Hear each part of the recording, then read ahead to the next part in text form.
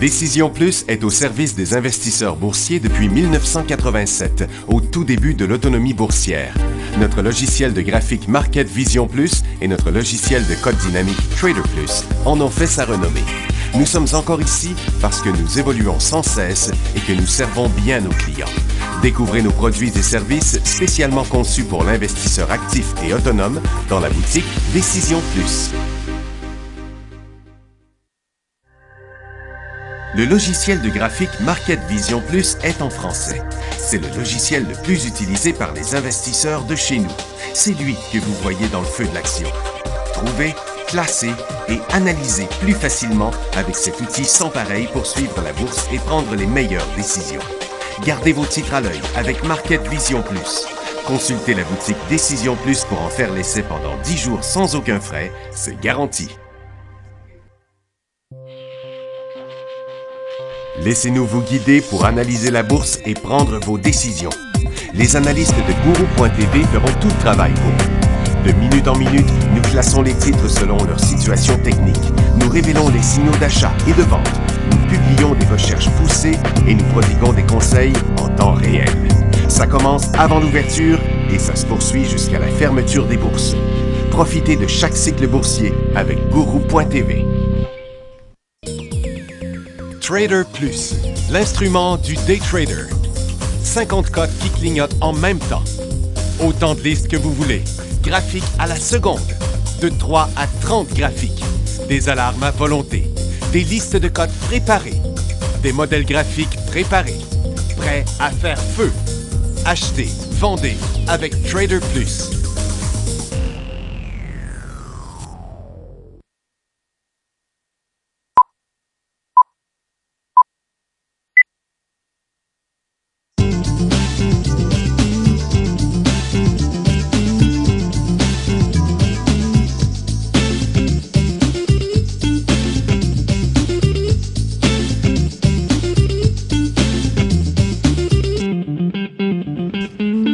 Bonjour tout le monde, bienvenue dans le feu de l'action mercredi le 19 octobre 2016. J'ai un mouvement dans le solaire là, actuellement ici. Vous voyez en début de cycle haussier, First Solar. La semaine passée, on a vu une couple de titres là, commencer ces mouvements-là ici. Là. Il y a First Solar, il y a Canadian Solar, il y a Jinko Solar, il y a Yingli Gleam. Et, bon, Solar City, lui, il n'est pas décollé. Mais ils sont en bonne voie, pareil, Terraform Power. Mais les premiers sont étant les plus beaux, là. First Solar, Canadian Solar, Jinko Solar. Voilà, c'est fait. Maintenant, donc, c'est pas le dollar qui bouge, hein. C'est le party dans les ressources, là, présentement. Il y a eu beaucoup de volatilité ce matin. On a fait du up and down du côté des titres aurifères. Il y a encore l'Arabie Saoudite qui a parlé. On va regarder ça dans quelques instants. Pour l'instant, le yen japonais repart à monter vers sa résistance. Donc, mais le Nikkei n'a pas descendu là-dessus, mais il reste toujours coincé à la même place.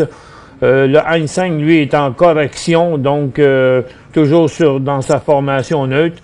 Londres est à la hausse, mais dans sa formation neutre aussi. C'est pas vraiment très fort sur le marché américain. On est juste revenu à la même place qu'on est allé 4 fois depuis une semaine à l'intérieur de la tendance baissière. Donc, pas de direction là encore. Du côté de Nasdaq, c'est le même, c'est du pareil au même. Donc, comme vous voyez, là, on a monté un peu, mais on est coincé là, dans la formation neutre. Là. New York, Nasdaq et le TSX, lui, qui est beaucoup plus fort, c'est à cause des ressources. Encore aujourd'hui, tiens, là, on a une petite faiblesse sur le gaz dans le moment. Là, le gaz qui revient à la baisse. Et le USO, lui, par contre, a été quand même très fort. Décollé en hausse ce matin, a enclenché un nouveau cycle haussier à 10h30. Ça devait être les inventaires, ça, je suppose. Et puis, le pétrole, les pétrolières ont suivi le même scénario, tout simplement parce que le ministre de l'Énergie de l'Arabie Saoudite a dit que plusieurs pays ne faisant pas partie de l'OPEP allaient rejoindre l'entente du cartel et serait seulement et pas seulement pour geler la production, mais pour implanter des baisses de production, qu'il dit. Bon, ça c'est ce que lui il dit. L'argent et l'or ont décollé en hausse ce matin, sont revenus, l'argent est revenu à zéro, puis là maintenant il est revenu à la même place. Et l'or n'est pas revenu à zéro, mais est aussi revenu à la même place que ce matin. Puis les titres aurifères viennent de faire un nouveau haut pour la journée. Les mines aussi. Donc, c'était bizarre quand même, ce mouvement-là, qui est décollé en hausse, est revenu en baisse, qui est revenu très, très fort. Dans les autres secteurs, bon, là, il y a un petit côté un peu plus faible. Là, on voit le secteur industriel qui avait chuté à l'ouverture, mais qui, là, lui, il fait le contraire là, du pétrole. Il est en train de revenir à la baisse. Pour ce qui est des autres secteurs, il n'y a pas beaucoup d'effervescence. Ça ne bouge pas trop dans les services financiers. Et le seul secteur qui vraiment monte plus que les autres, c'est les services aux collectivités et un petit peu de consommation discrétionnaire. Mais on peut tout simplement constater que c'est les ressources, en tout cas dans la dernière heure, qui ont été pas mal forts, qui permettent au TSX d'afficher 76 points. Donc, le PIB du troisième trimestre en Chine, 6,7 en ligne avec les estimations. La production industrielle en hausse de 6,1, contrairement à ce qui s'attendait à 6,3. Puis les ventes au détail, 10,7. L'estimé était de 10,6. Dans les résultats financiers, on a JP Morgan Chase, ça non pas vrai, c'est Morgan Stanley. Il bouge pas. Il est toujours à l'intérieur de sa résistance, malgré un fort résultat financier de 63,81. Intel est en chute de 60. Pourtant, ils ont sorti 80 cents au lieu de 72. Halliburton, moins 6 cents à moins 1 cent. Le titre est en décollage. Yahoo, 14 cents à 20 cents. Le titre remonte. Il n'est pas très fort pour des beaux résultats comme ça. Abbott Labs 58 à 59, le titre déçoit, il traverse son support. US Bank Corp 83 à 84, mais le mouvement aussi n'a pas tenu. US Bank Reynolds 64 à 61. Bon, la panique a pris, mais le titre est remonté sur son support. Puis CP 2,17 à 2,73. Malgré une forte augmentation, le titre est en légère baisse. BHP Billiton signale que la production de minerais de fer a chuté de 6 % sur un an au troisième trimestre et va aussi revoir sa prévision de production de cuivre après la panne de courant en Australie du Sud qui a eu peu d'impact sur la production. Balmoral Ressources, ils ne bougent pas. Ils ont reçu un dernier paiement de 2 500 000 et complété la vente de la mine Fenelon Gold à Wallbridge Mining. Ça n'a pas l'air de changer grand-chose dans sa situation. Orca Gold annonce un placement privé. Bon. Ouais, avec un placement, le titre continue quand même à monter. Je vais regarder à long terme. Oh, on va regarder ça de même. Bon, il est dans une nouvelle lancée, lui. Teck va acquérir 100% de la mine zinc Tina dans le nord d'Australie, qui est une des premières régions de zinc au monde. Est-ce que c'est pour ça qu'il montait de même dernièrement? Il était plus fort que les autres. Pour l'instant, Teck est stable sur ce qui semble être un sommet à court terme. Au retour, on regarde aussi les titres d'acier qui sont en train de remonter. Quelques-uns s'apprêtent à faire de beaux mouvements, mais disons que c'est pas le secteur le plus solide dans le moment, mais on va faire le tour de tout ça. Préparez vos questions aussi. On n'a plus de questions sur la plateforme. On va vous ouvrir la barre de questions dans 1 minute.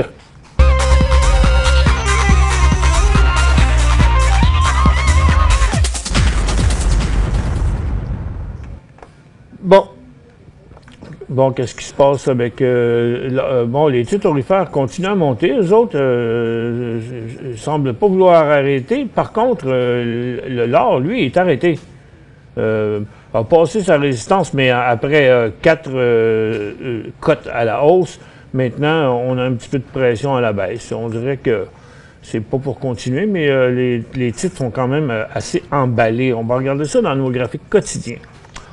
Donc, de toute évidence, sur le pétrole, c'est le début d'un cycle haussier.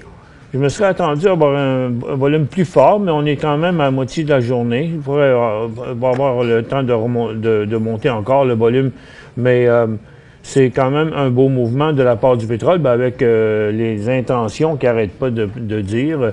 En tout cas, l'Arabie saoudite se prononce souvent pour un pays qui ne parle pas souvent. Et le gaz, lui, est en baisse, mais comme vous voyez, les pétrolières, elles, font un nouveau haut. Donc, passent en territoire en haussier et à l'assaut de la prochaine résistance. Du côté des orifères, c'est un début de cycle haussier aussi. On ne peut pas vraiment qualifier ça de tendance haussière. Par contre, on ne s'est pas rendu au support précédent. Donc, on est entre deux eaux. Ce qui est étonnant, c'est de voir le volume qui est resté quand même très, très faible. Donc, je pense que c'est plus à conserver qu'à acheter dans des conditions comme on est là. Les titres, eux autres, par contre, c'est pour ça probablement qu'ils montent plus que l'or, parce qu'eux avaient descendu plus loin. Et pour du côté des mines, on est en dessous de la résistance. Teck a fait cavalier seul pendant quelques jours. Hier, il y a eu First Quantum, Hudbay, puis London, Northern Dynasty qui sont remontés. Mais aujourd'hui, ça semble pas vouloir continuer ce mouvement-là, comme si on était rendu déjà à la fin du cycle. On peut ouvrir la barre de questions maintenant.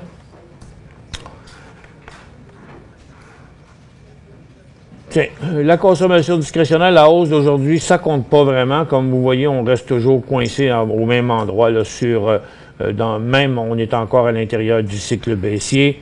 Les télécoms, ça fait du surplace. Les services financiers qui étaient en hausse hier, aujourd'hui, font du surplace. Donc, ça ne prendra pas grand-chose quand même pour pouvoir qualifier ça d'un nouveau cycle haussier, là. Le secteur industriel, lui, est coincé là, ça décolle pas. Le real estate, ça devrait être la fin de son cycle à la hausse, maintenant qu'il a touché à sa ligne de tendance.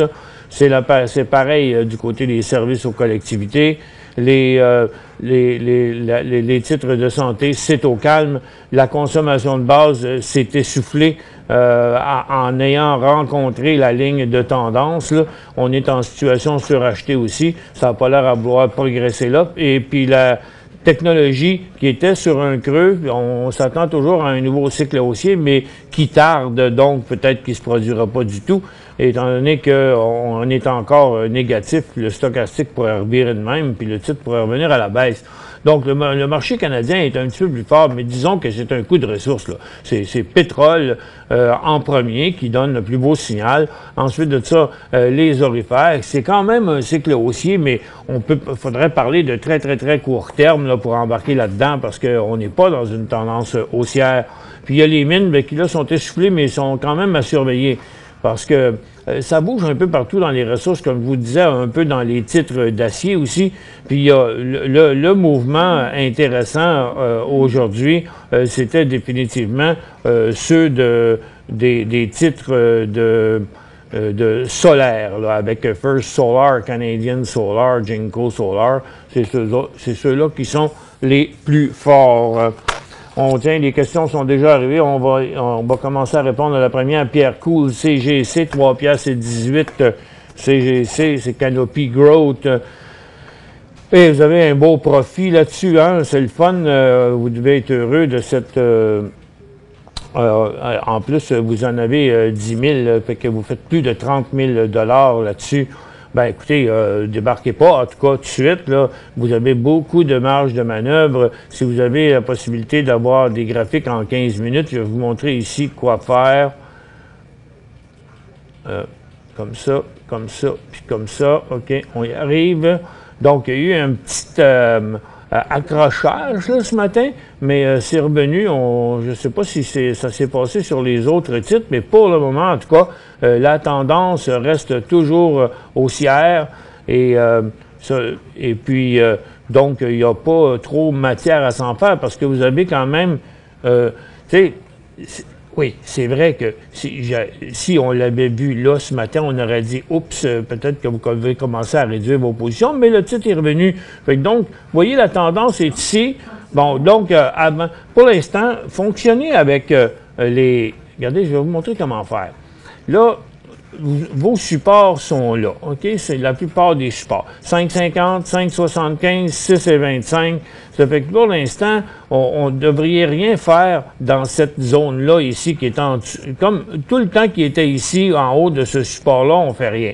Là, ici, il établit un nouveau support ici. Tant qu'il est en haut, là, ici, on ne fait rien. Donc, les points de vente étaient là, maintenant, il est rendu ici. Fait que, avec un profit comme vous avez là, vous avez de la marge de manœuvre en masse pour ne pas vendre à moins d'inverser la tendance haussière. Pour joindre Michel Carignan et son équipe par courriel, écrivez à michelcarignan@decisionplus.com. 5 bonnes raisons de gérer vos investissements avec Banque Nationale Courtage Direct. Des frais de commission fixes à 9,95 en tout temps pour tous les clients et à partir de seulement 6,95 si vous êtes un investisseur actif. Aucun frais d'administration annuel si vous détenez plus de 20 000 $ dans vos comptes. La possibilité d'ouvrir des comptes enregistrés en devise américaine. Des outils performants afin de faciliter vos prises de décision. Un service à la clientèle primé et un niveau de satisfaction parmi les plus élevés de l'industrie. Pour en savoir plus, visitez le bncd.ca ou appelez-nous dès maintenant. Décision Plus est au service des investisseurs boursiers depuis 1987, au tout début de l'autonomie boursière. Notre logiciel de graphique Market Vision Plus et notre logiciel de code dynamique Trader Plus en ont fait sa renommée. Nous sommes encore ici parce que nous évoluons sans cesse et que nous servons bien nos clients. Découvrez nos produits et services spécialement conçus pour l'investisseur actif et autonome dans la boutique Décision Plus.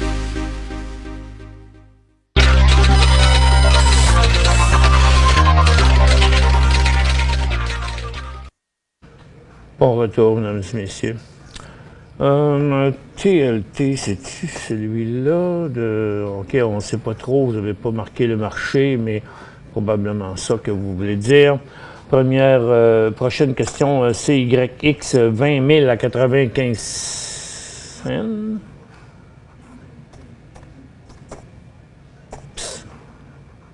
Bon, on va mettre ici. Là, CYX. Bon, Calix Bio Venture, beau graphique, hein? Une compagnie qui a décollé il n'y a pas tellement longtemps. Il était vraiment pas cher, là. Ça doit être, je sais pas qu'est-ce qui s'est passé là-dessus, si ça a été ramassé. Je sais pas trop qu'est-ce que ça fait. Donc, vous dites que vous avez acheté 20 000 à 9,5 cents. Donc, 9,5 cents, ça a été dans son dernier début de cycle haussier ici. Vous avez vendu la moitié à 13,5, ce qui a été très, très, très bien fait, votre affaire. Parce que vous voyez, juste au moment où on touchait la ligne de tendance. Mais c'est pas encore fini, cette affaire-là. On va regarder ce que ça donne en intra-séance. Bon, c'est tout. Regardez, le volume il était fort hier, a été fort avant-hier, il a été fort hier. Aujourd'hui, il est beaucoup plus faible pendant la correction. Donc, j'ai bien confiance qu'il va se tenir là. Moi, à mon avis, on pourrait mettre un stop comme à 10 cents ou 11 cents. C'est peut-être un petit peu proche, 11 cents, là, 10 et demi, là, ou 11, là, dans ce coin-là. Avec, donc, si ça venait qu'à partir de l'autre bord, ben, ça paierait la commission, puis il vous resterait ce que vous avez, en espérant qu'il ne va pas glisser sur une fleur de banane momentanément. Mais je pense que ce serait la même chose. Quand sortir, s'il chute, ben, c'est à 10 cents environ au plus tard, ce qui est un petit peu plus cher que le prix que vous avez payé. Il restera ce que vous avez dans vos poches XOP.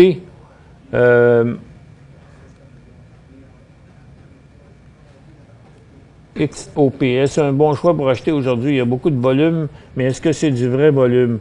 Est-ce que c'est vraiment le bon? Il n'y en a-tu rien qu'un, XOP?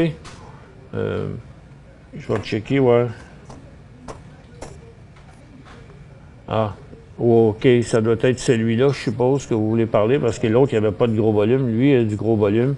Ah, c'est V. Ben oui, excusez. Un bon choix pour acheter aujourd'hui. Est-ce que c'est un vrai volume? On va regarder ça tout de suite. Bon, ça ne m'arrêterait pas vraiment, là. Hein? Il y a vraiment, j'ai un sérieux doute là-dessus. Regardez, à l'ouverture,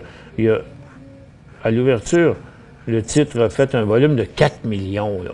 On va mettre ça en minutes pour voir. Non, moi, je pense que c'est pas crédible. Là, c'est un block trade. Là, c'est un attrape-nigo, cette affaire-là. Regardez, il y a eu un volume ici au départ de 2 300 000 environ, là, OK, sur cette cote-là, sans aucun autre mouvement. Puis regardez, après, les volumes ont été en rouge, donc ils ont été tous à la baisse, puis ça n'a pas progressé.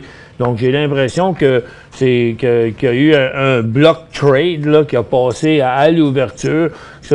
Souvent, c'est des transferts d'une société à l'autre. Il y a toutes sortes de raisons pour les block trades. Mais quand même, le titre est intéressant parce qu'il suit une tendance haussière. C'est juste que ce que vous demandez aujourd'hui, est-ce que son volume est vrai? C'est sûr qu'il est enregistré, il existe, mais est-ce que c'est un volume d'acheteurs successifs qui achetaient sur le prix du vendeur? Non, parce qu'on aurait vu un titre qui ne fait pas tant de volume que ça en temps général. Là. Regardez, en 15 minutes, là, la majorité des journées, là, il fait rien à peu près comme volume. Puis quand il fait des volumes, c'est des blocs de 400 000. Puis 200 000, puis le reste de la journée, il ne trade pas. Fait que je le trouve un peu bizarre. En tout cas, pas vraiment liquide quand il arrive le temps de le vendre. Si vous voulez en acheter une couple de dizaines de milliers de ça. En tout cas, je le trouve pas vraiment si intéressant, même s'il est beau puis qu'il y a encore des chances de continuer. LIF...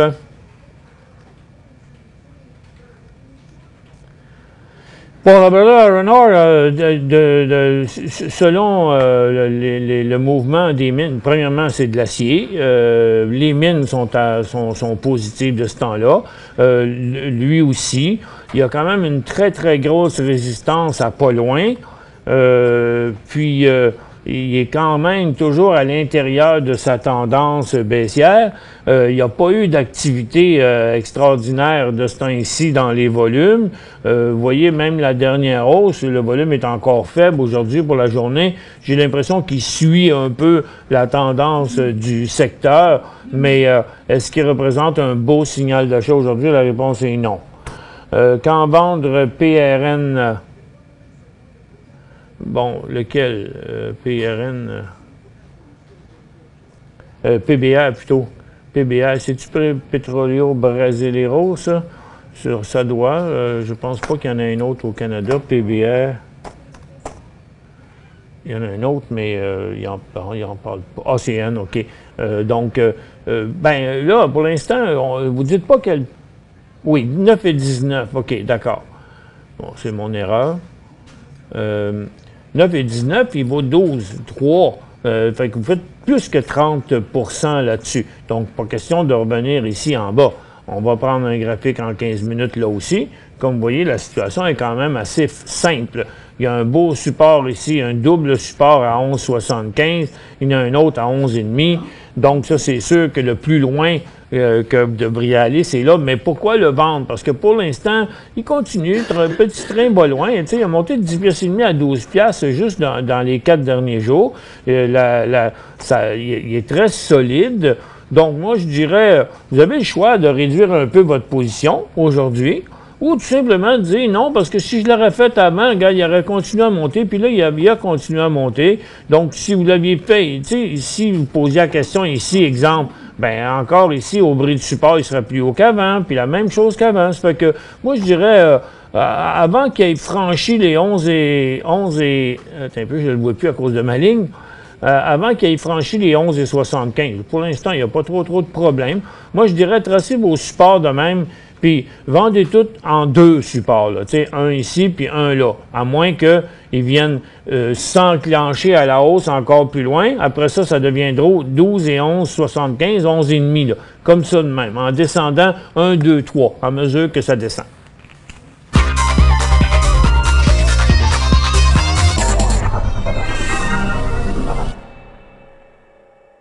5 bonnes raisons de gérer vos investissements avec Banque Nationale Courtage Direct. Des frais de commission fixes à 9,95 en tout temps pour tous les clients et à partir de seulement 6,95 si vous êtes un investisseur actif. Aucun frais d'administration annuel si vous détenez plus de 20 000 $ dans vos comptes. la possibilité d'ouvrir des comptes enregistrés en devises américaines, des outils performants afin de faciliter vos prises de décision, un service à la clientèle primé et un niveau de satisfaction parmi les plus élevés de l'industrie. Pour en savoir plus, visitez le bncd.ca ou appelez-nous dès maintenant. Laissez-nous vous guider pour analyser la bourse et prendre vos décisions. Les analystes de Guru.tv feront tout le travail pour vous. De minute en minute, nous classons les titres selon leur situation technique. Nous révélons les signaux d'achat et de vente. Nous publions des recherches poussées et nous prodiguons des conseils en temps réel. Ça commence avant l'ouverture et ça se poursuit jusqu'à la fermeture des bourses. Profitez de chaque cycle boursier avec Guru.tv.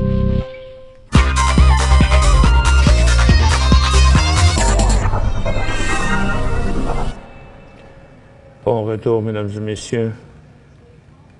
Je suis en train de checker les titres de Solaire qui sont encore sur leur haut aujourd'hui. Sont quand même. C'est la montée du pétrole. Hein. Plus le pétrole vaut cher, plus c'est rentable de faire de l'énergie solaire. Bon, le pétrole est toujours aussi calme que tantôt, ne bouge plus.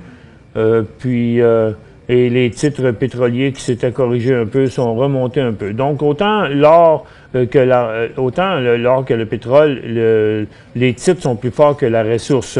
Et puis, regardez, l'or s'en vient, là, tranquillement par en bas. Donc, je dirais que si vous êtes en day trading, les positions aurifères, là, c'est plus que temps de sécuriser ces positions-là, pardon.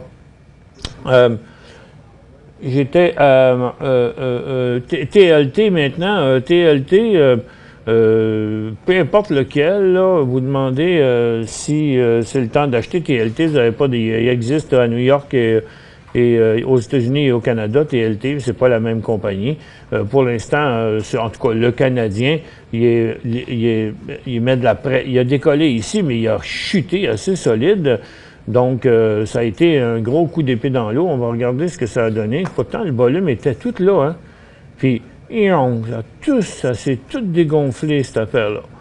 Donc, pour le moment, en tout cas, en bas à 32 cents, il y aurait un signal de vente là-dessus.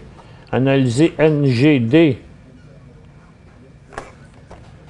NGD, c'est New Gold. Oui, New Gold. Ben, New Gold, tiens, si on va le mettre ici. New Gold par rapport aux autres titres aurifères. Tiens, vous voyez, ça c'est l'or qui repart à la hausse, puis New Gold qui fait la même chose. Donc, on voit les deux graphiques là sont pas mal similaires. New Gold suit pas mal la même chose que les autres stocks aurifères. Donc, tout est sur l'or. Est-ce que c'est vraiment un point d'achat? Ben, je persiste à dire que c'est la même chose. Moi, je dirais conserver, mais pas acheter. Pour ce qui est de New Gold, le titre n'a pas inversé sa tendance baissière. Il rebondit un peu à partir d'un support. Je pense pas que c'est le meilleur des moments. BAC, est-ce que c'est un achat? BAC, c'est Bank of America. Il est pas loin de ça, mais regardons plutôt les services financiers. Je pense qu'il nous manque encore une petite poussée là, dans les services financiers, parce que autant l'indice américain reste sur son top là aujourd'hui. Vous voyez, même en son graphique en 15 minutes, là, il est encore là, mais je sais pas trop. Je suis dans les services financiers canadiens. Là, je suis dans les services financiers américains plutôt. Donc, Bank of America. Pour l'instant, on voit l'ensemble des services financiers qui remontent, mais il y a tellement de résistance ici à court terme, là, puis là. Je me demande pourquoi s'embarquer là-dedans à ce niveau-là. J'attendrais une nouvelle poussée plus claire que ça sur les titres aurifères. TCW, c'est Thompson Creek. TCW. Ah non, c'est Trican. Trican, il est quand même beau par rapport au pétrole. Il a même été assez fort dernièrement. Il avait donné un super beau signal à 2,60 $. Je dirais que non pour ce qui est de Trican à cause de... vous voyez, il est en train de revirer de bord ici à sa résistance. Je mettrais ça comme 3,40 $ son point d'achat. KEL acheté ce matin à 6,72. Ben, c'est bien fait. C'est bien fait. Là, il vaut 6,68, mais dans une tendance haussière. C'est 1, 2, 3. Vous l'avez acheté dans le 4e cycle à la hausse. La journée n'est pas finie. Il devrait tenir le coup avec un volume intéressant. Donc, je pense qu'en fait, il a été plus performant que son secteur lui-même, parce qu'il est rendu beaucoup plus haut. Donc, pour l'instant, ça a conservé. Il y aura un signal de vente seulement qu'en bas des 6 $. HOU, est-ce que c'est un achat? Bien, là, basé sur le pétrole, je ne l'ai pas ici, HOU, mais ça suit exactement le pétrole. Donc, le pétrole aujourd'hui est en train de faire un cycle haussier, mais est présentement à côté, là, à sa résistance ici, OK? Cette résistance-là, la même qu'on est ici, puis en plus, à très court terme, vous voyez, il est arrêté. Moi, je pense que vous voulez acheter du HOU, j'attendrai que le pétrole passe à 11,80, que USO passe à 11,85. FR, achat à 11 $ dans l'argent FR. On va le mettre ici. Achat à 11 $. Est-ce le début d'un cycle haussier? Bon.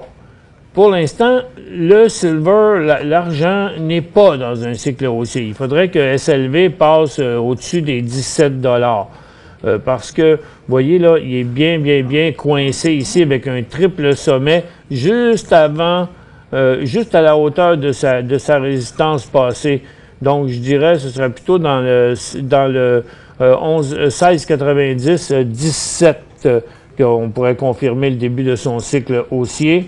Puis FM à 11,62. Oups, ça, vous êtes peut-être attrapé un petit peu. FM 11,62, il y a 11,50. Bon, regarde, à 11,20, il y aura un signal de vente, mais s'il repasse vers 11,65, vous allez avoir la chance de prendre un profit parce qu'il va continuer un petit peu plus loin que ça. En attendant, ben, merci d'avoir été avec nous. Si vous avez manqué une partie de l'émission, ben, il y a l'émission en anglais qui suit dans une trentaine de minutes. Merci à tous d'avoir été avec nous.